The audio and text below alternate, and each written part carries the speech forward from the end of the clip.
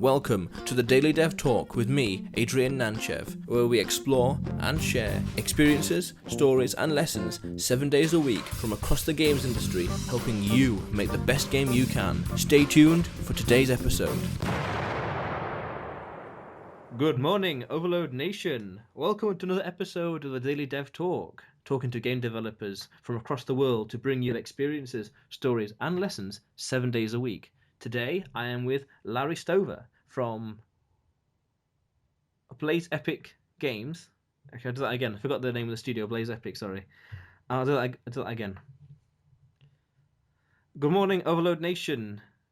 Adrian here, and welcome to another episode of the Daily Dev Talk, talking to game developers from across the world to bring you experiences, stories, and lessons 7 days a week. I'm joined with Larry Stover from Blaze Epic Studio to talk about their latest game, Ninjahtic Mind Tricks.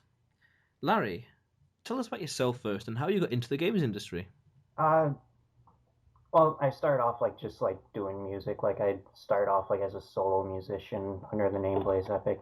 I'm currently I'm a one man studio. I'm really into doing all the pixel art and just clicking on pixels and typing lines of code and stuff like that. Uh,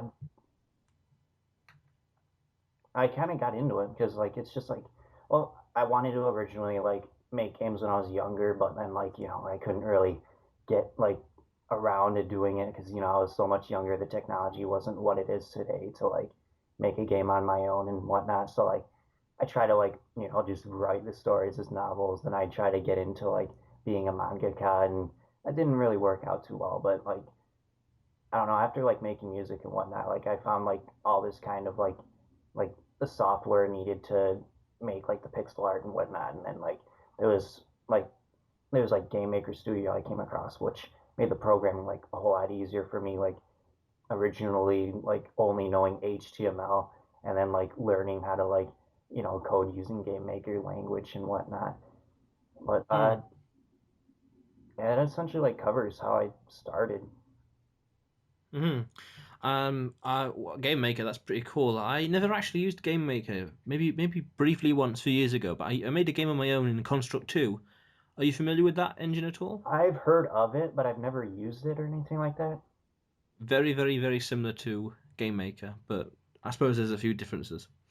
And this is the latest game, so tell us briefly about other games you've worked on and how many and such. There was other than Ninjatic Mind Tricks, there's six others. There's the first Ninjatic, which is I don't know, it's kind of like my love letter to Tomb Raider Anniversary and uh, Rayman Legends, and then I'm really into the Knit series as well. And then yeah, I just kind of wanted to try to play around with a stealth platformer with a little bit of, well, not so much stealth, but a little more parkour with it as well. And Mm-hmm. uh, yeah, my first game was that I actually made public was Samurai Jazz. It's a bit of a. It's not really entirely top down, but it's a hack and slash with mechanics that were more akin to Bushido Blade and Soul the Samurai for the PS1. Those are they're not as well known, but I'm into those games. Uh and there's Jump Boxer, which is I don't know, it's the parkour platforming mixed with well, yeah, I was trying to mix fighting game engine with parkour platforming. And then, I did the same with its sequel, The Way of the Pixelated Fist, but I was going for more of Prince of Persia's vibe because it's actually one of my favorite games of all time. So I just kind of wanted to do something with that, and kind of threw in some karateka style gameplay mechanics. And there was Shin Samurai Jazz, which is I don't want to say it's exactly a sequel to Samurai Jazz, but there's a double jumping stuff, knocking the enemies in the air and hitting them, doing so. And then I kind of got a little more into the story, even though it's kind of my play on Momotaro, but it's I don't know, I had a lot of fun making it and playing it. And then after that, I did an imp. Well, no, after The Way of the Pixelated Fist, there was an Impa Fiend, which is it has the double jumping and aerial dashing and whatnot. Uh, the story is kind of based on a dream that I had. It's kind of really weird to explain. I can't really go too in detail without sounding all confusing and whatnot. But And then after that, like I started working on Ninjatic, and then finished that up and went to work on Ninjahtic Mind tricks, and that's now available on Steam as well. Hmm. So congratulations on getting on Steam. Thanks. So tell us about Ninjatic Mind Tricks and what you wanted the player to experience. Well, like all my other games, I just kind of want like the player to go in into the inside of my head, giving them the music I give them, and controlling their ears and what they see as well as what they feel. Like programming the controls to like you know what I feel is like necessary to make like the platformer I wanted to make. But yeah, it's essentially what it is. Like it's kind of like the 8-bit platformer that I really wanted to make. Like I try to keep it linear, but I wanted to add like some kind of adventure elements, and I just kind of wanted to experience like the player to experience like the inside of my mind, and what I thought would have been like really cool for a side-scrolling platformer. I really liked it. I like the parkour elements to it. It did it did have a hint of and kind of reminded me of the Prince of Persia series, as you mentioned a few moments ago. But I really liked it. The way you can double jump and like, run across the walls and avoid the spikes and kick in midair. All these kind of gameplay abilities that make the character feel like he's defying gravity and that you can do anything. I like that. That feels so cool. That's why I like the Prince of Persia and other games where it's very acrobatic and very parkour. It feels really cool and exciting. Thanks. So how did you go about promoting the game, and what strategies worked and what didn't work? Well, when I first released it, I just like use like the basic social media like Twitter and Facebook, and then like I try to like contact people, via email. That didn't really seem to work too well. Uh, Greenlight helped out a lot. It's always helped out a lot. There's like all the feedback you can get from people, because they're being straight up honest. They can just like they can totally bash you if they wanted to, and like not really feel any of the repercussions, and they could tell you like they can compliment you and whatnot. But like promoting it, outside of that, I tried like I put it on itch.io as well as Indie Game Stand. They actually like featured it and like sort of featured it, and that helped out quite a bit. I'm guessing. Uh, Outside of that, I guess those things kind of worked. Couldn't really tell you for sure. What is itch.io exactly for those who don't know? Oh, it is. It's a platformer, not platformer. A site for indie developers to just kind of get their games out there to people like much easy, like in a very easy way. Uh, they don't really have the restrictions that some other sites would place, and they give like a lot of freedom. Hmm. So what methods didn't work exactly? You said that contacting people didn't work so well. Uh, well, I'm guessing that like I kind of like probably emailed them at a real bad time and whatnot, or I don't know. I probably just like didn't get like the editor's attention like I should have. Hmm. Okay. So what was the method you used to fund the game exactly, and what methods worked and what didn't work? Uh, well, I kind of did it right out of my own pocket as a dishwasher, and from what I've made like off of like previous releases on Steam, like that actually like helped out a whole lot. But other than that, that's like the only ways I went about funding my games. Hmm.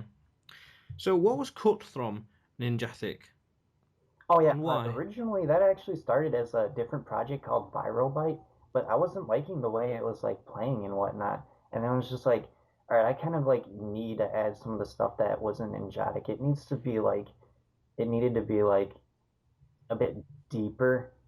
And I don't know, just Viral Byte wasn't feeling right. I didn't even like the way it looked as much. And then like I kind of wanted to give it like a darker tone as well. And the color palette was just, I had to change that. I gave it a main character that I designed back in high school as well. I even like used like some frame. Well, Viral Byte even used some frames of animation from a canceled project called Artificial Ninja. Uh, Hmm. Okay. that's much all I Interesting. got from it. Uh-huh. So what was the biggest thing you learnt while working on the game? I guess I could say I'm basically just getting better using Game Maker and at pixel art. Really, uh, I guess I could say like life lessons and stuff, but no, not really. But I kind of like I don't know.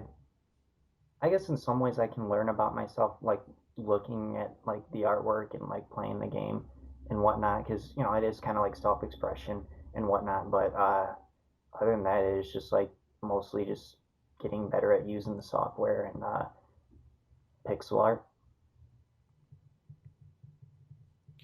One thing I don't understand when it comes to pixel art is animations.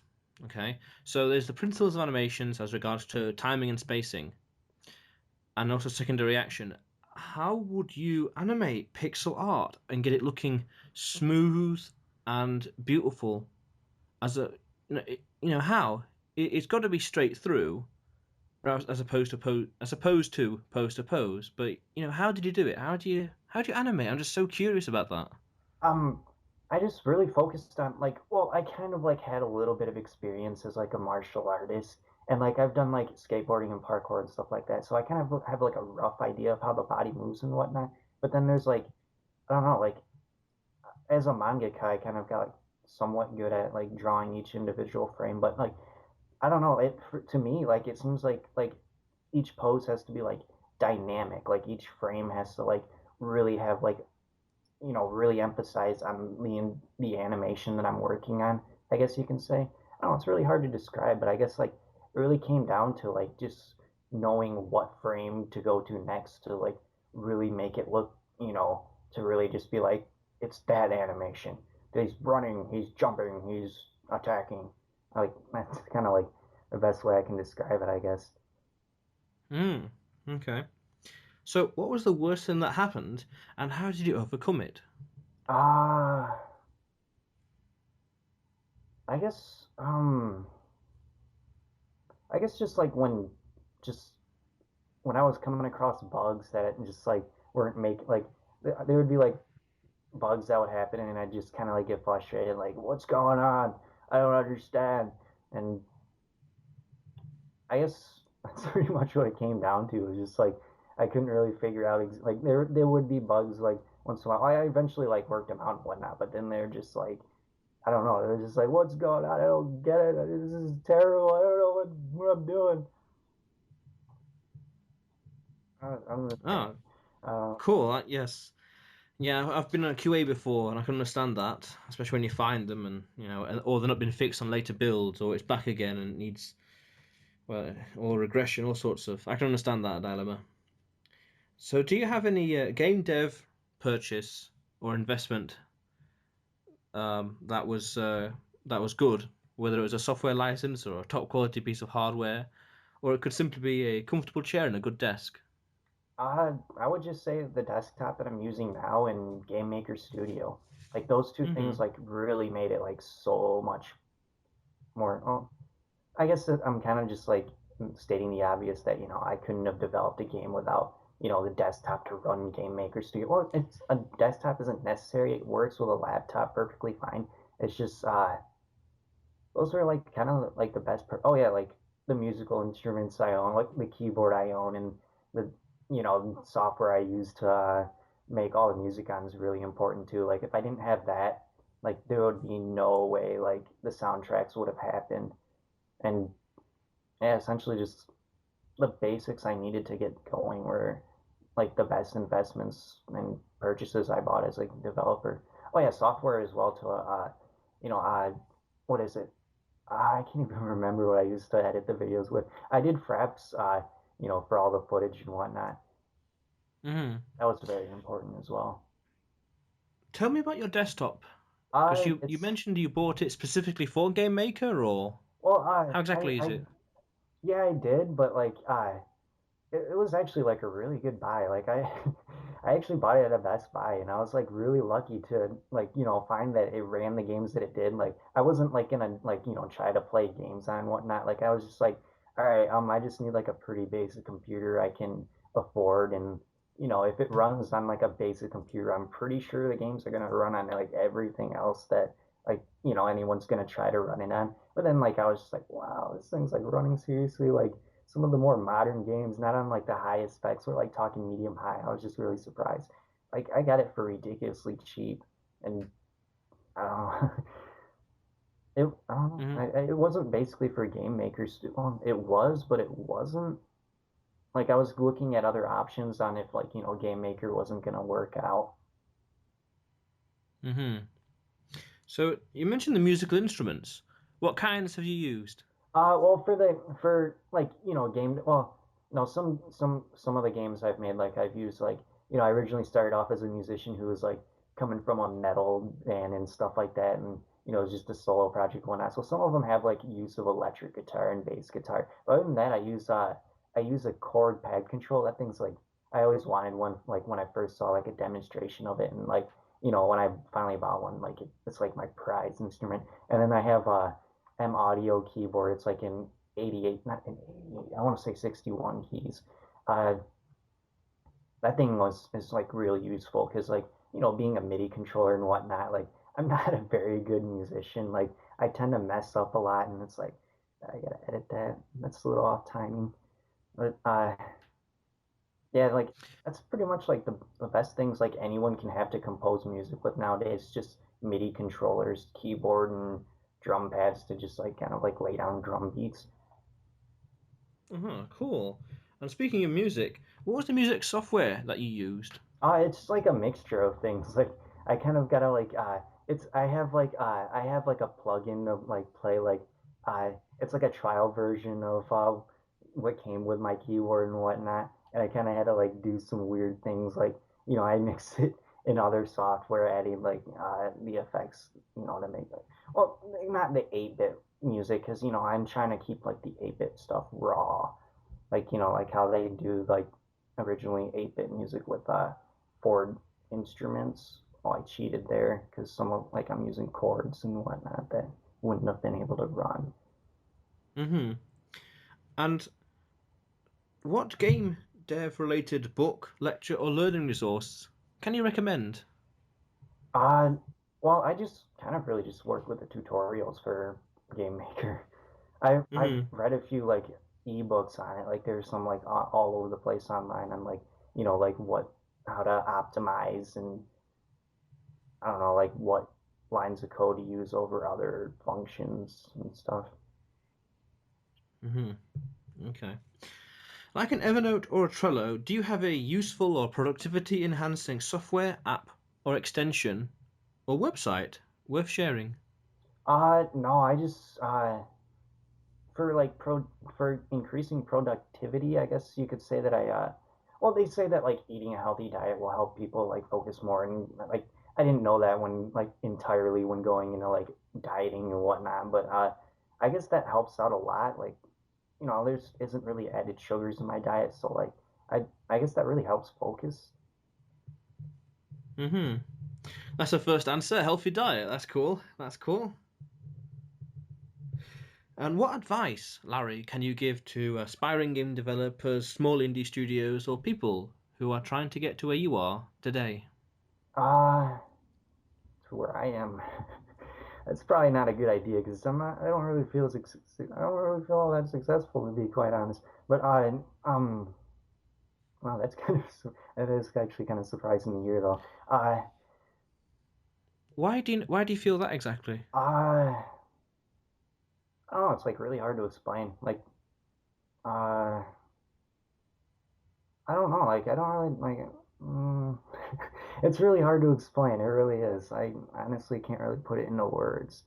Uh Do you feel that the games did not quite meet your expectation? Like any artist who looked back at their work and think this could have been better or that could have been better? Well, it's not so much that. It's like I look at my games and I'm like, they are what they are. Like I like they met my expectations like indefinitely. Like I really enjoy playing them, and like if I didn't like think like you know they were like something I was satisfied with, I wouldn't have put out. But it's just Hmm. well, I guess they're just not like as big as the projects as I'm seeing like the other indie studios. I guess you could say. Hmm. But I don't know. That just kind of feels. So you, in the end, in hindsight, you wanted your games to be big, whether from an artistic perspective or a game design or game mechanic point of view, but at the same time doable that you as individual person could build. Yeah, within like my abilities and restraints. Like I knew they were going to be like smaller projects and whatnot. I'm a one person development team and whatnot with like Hmm. still working as a dishwasher and such. Uh, so I was just trying to like get like everything I can out of like a smaller project. Hmm. So it's like almost realizing what you can do as well. Yeah, I'm just like putting like the best of my abilities to use. Okay. And what is next for you? And what's the best way to contact you? Uh, I want to try to like I don't know what I can't really say what I want to do next. It's I don't know. I'm very undecided, like indecisive on like what my next project should be. But like I don't know, the best way to contact me is like through email. It's on the website blazeepic.com. Uh, blaze_epic@yahoo.com. Hmm. Um. Why is it you don't have an idea about what project to do next exactly? There's just like way too many games I want to make, and Ah. so it's just like, Okay. oh, where do I start? Okay. Indecision. I understand. And what were those best ways to contact you again? Uh, just the email provided on my website, blaze_epic@yahoo.com. Okay. Blaze_epic@yahoo.com. Cool, that's great to know. Well, Larry, it appears that we're out of time for this episode of the Daily Dev Talk. A few interesting things to consider and remember in the future when working on games, especially on Game Maker. It was great talking to you, and I wish you well on future endeavours. Thanks. It was pleasure is all mine. It was cool interviewing and whatnot. That's great to know. Stay tuned, Overload Nation. More videos to come. Thanks for listening to today's episode of the Daily Dev Talk with me, Adrian Nantchev. If you are a game developer that wants to get your name and game out there and to share your experiences and stories, or you have feedback or opinions of the show, then contact me at info@gameoverload.co.uk. That's info@gameoverload.co.uk. Stay tuned for tomorrow's episode, more to come.